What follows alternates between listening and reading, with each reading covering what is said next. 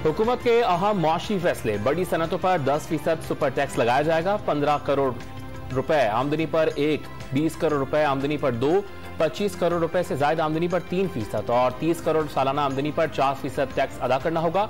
गरीब ने बहुत कुर्बानियां दे दी, अब अमीरों की बारी है। वजीर आजम शहबाज शरीफ का ऐलान।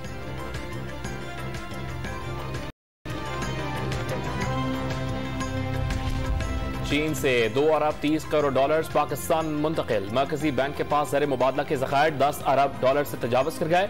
वज़ीर ख़जाना मिफ्ता इस्माइल ने कर्ज की रकम मौसूल होने की तस्दीक कर दी।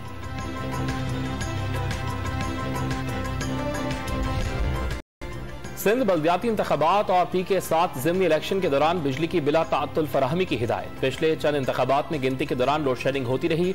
आर्टिकल 220 के तहत सूबाई और वफाकी इदारे इलेक्शन कमीशन ऑफ पाकिस्तान से ताउन के पाबंद हैं। इलेक्शन कमीशन ने वजारत तवानाई को खत लिख दिया।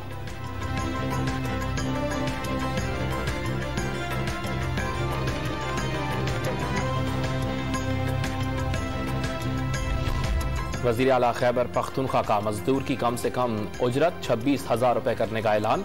बालाकोट में 300 मेगावाट बिजली घर का जल्द इफ्तिताह और सूबे में पहली लाइव स्टॉक यूनिवर्सिटी बनाई जाएगी। महमूद खान का असम्बली में इजहार ख्याल।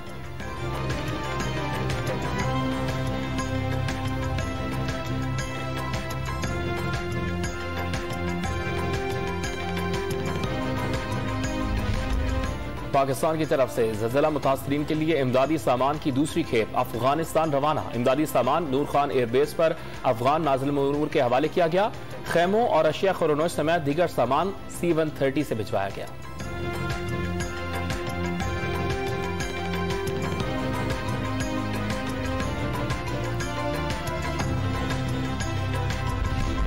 हफ्ते के रोज खाने पीने की कोई दुकान और होटल रात को जल्दी बंद नहीं करने पड़ेंगे। सिंध हुकूमत ने पाबंदियों में नरमी कर दी।